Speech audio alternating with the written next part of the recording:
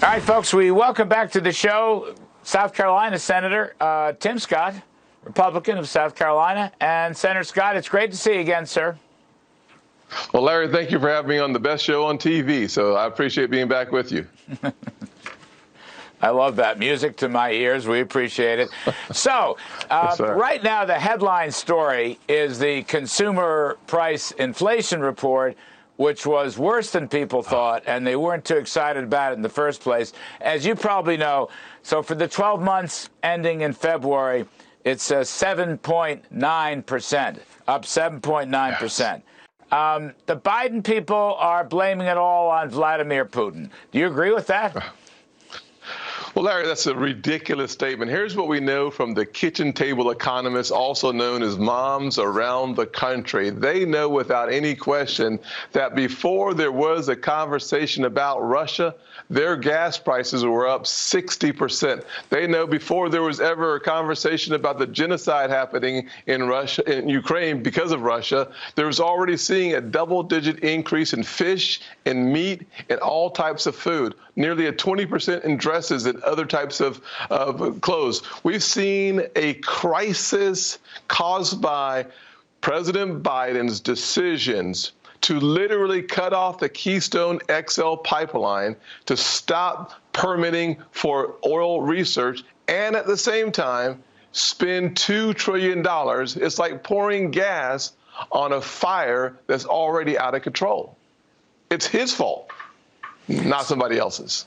So I was just looking at some of the statistics. You know, if you took energy out, first of all, the invasion wasn't until late February. So this report doesn't really take that into fact. But you can just take energy out, excluding energy. The inflation rate is 7.3% for the past 3 months annualized and 6.6% for the past 12 months.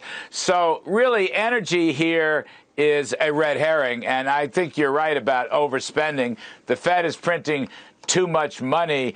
So that kind of leads me to another point. There's an omnibus appropriations bill that passed the House last night. I guess it was $1.5 trillion. I don't know that anybody knows that. We had Bill Hagerty, Senator Hagerty, on. He's on the Appropriations Committee. He hasn't seen anything. He doesn't even have a document. This thing's coming over to the Senate, I guess, today. Some people say it's a 16% increase over the prior baseline, which seems to me more inflationary deficit spending. But what do you think about this bill? Well, Larry, here's what we know. It's hard to read 2,700 pages overnight. You get something at 1 a.m. or 2 a.m. in the morning, you wake up and you have 2,700 pages to read before you vote? Seriously? That's a bad decision by itself. Adding $500 billion to our national debt, that's adding even more fuel to the fire that we just talked about.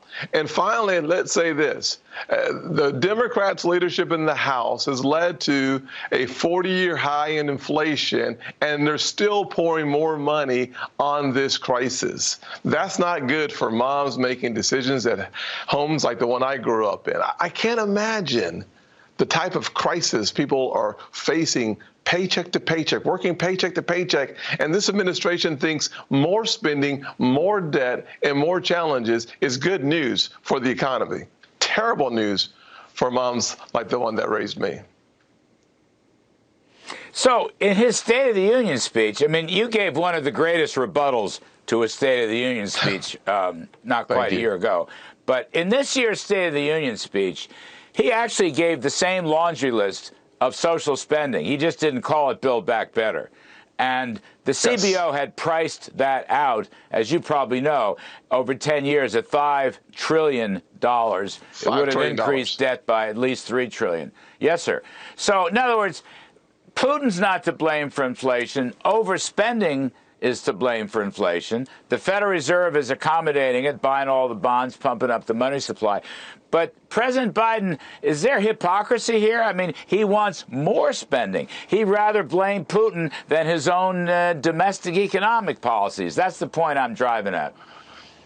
Well, Larry, you make a very important point. Listen, we've had to drag this president into a position of leadership. It's like we're dragging a kid kicking and screaming into a positive position of leadership. And during the State of the Union, what does he say from that position of leadership? He literally says he wants to lower costs while increasing wages. That is a unusual perspective from a guy who ran a business. You don't lower costs by raising wages. You lower costs by increasing your production so that you have more on the bottom line. And with that extra resources, you can increase wages. You can look at benefits. But he doesn't understand how the free market system actually works.